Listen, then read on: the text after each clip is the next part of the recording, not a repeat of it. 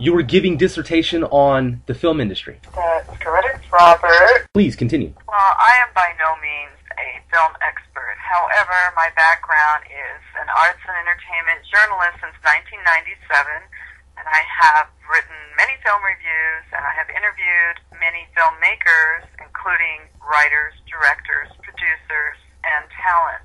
So I think I have some insight into how a film is produced, how it's distributed, how it's marketed, and why certain stories never get told, and why you see certain stories over and over and over ad nauseum. Right. Okay. You were very adamant, and you were talking about the film industries, how they will, what did you say, they'll bill a studio? Well, a studio, the film industry is like any other industry. In LA they call it a company town.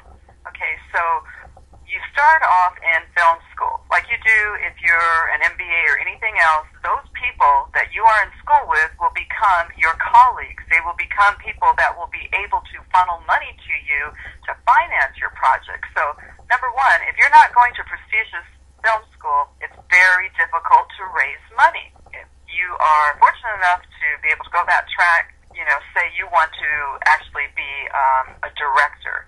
So you're going to a film school, you're going with other people that are probably wanting to become producers. And then they go on to get jobs in studios, probably after they do an internship. Now, one of the interesting things about internships is that you don't get paid, right? You're working for these huge, glamorous studios that make billions of dollars, but they will hire interns that they don't even give 1 cent to. But the people that are able to do that generally are people who are able to attend those expensive film schools to begin with.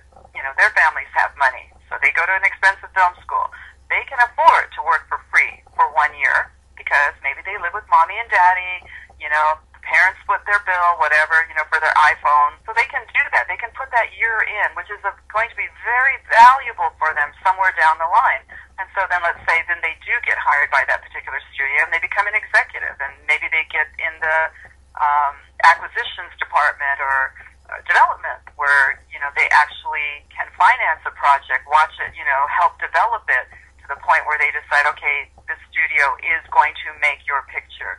And then you were the lucky person that went to film school with that executive when they were just a student. So now, you have name familiarity, you've maybe worked on projects in film school together. So that's that good old boy system that is really hard to break.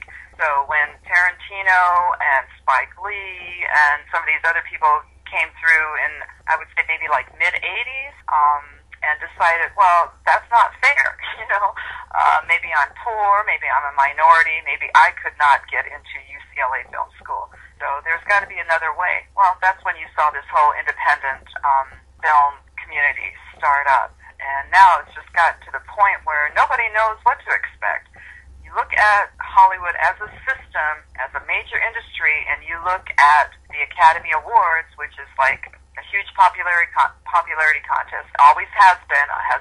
It was a way that the studios would be able to sell a film that didn't do so well the first time it was released.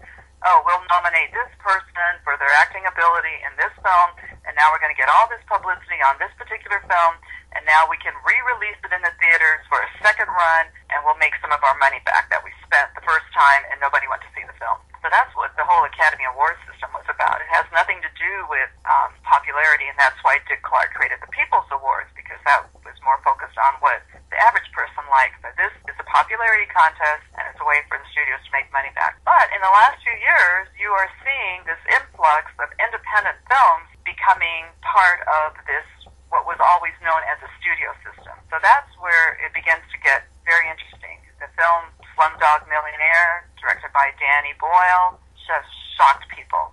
That the fact that, first of all, it made all this money with no bankable stars.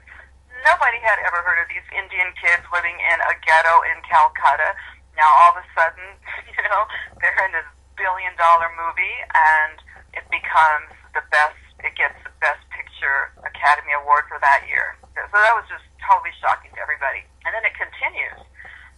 Last year, it was The Hurt Locker, which also, I believe, started out as an independent project, and it was the first time a female director ever won in the history of the Academy Awards. So, you know, you have, something is happening, you know, it's a revolution. Something is happening because people are saying it's not fair if I can't be part of this hierarchy, you know, that starts out with going to the best film school, becoming colleagues with these people that will eventually get jobs in the studio system that can greenlight my project. If I can't do that, what are the alternatives? And that's what you're seeing. You're seeing people finding these alternatives. And in particularly right now, one of the most controversial ways now of financing independent projects is through websites like Kickstarter and Indiegogo, where you put up all this information about your project, and, you know, the big problem, as always, is you got to drive people over to your particular site to get them to make donations or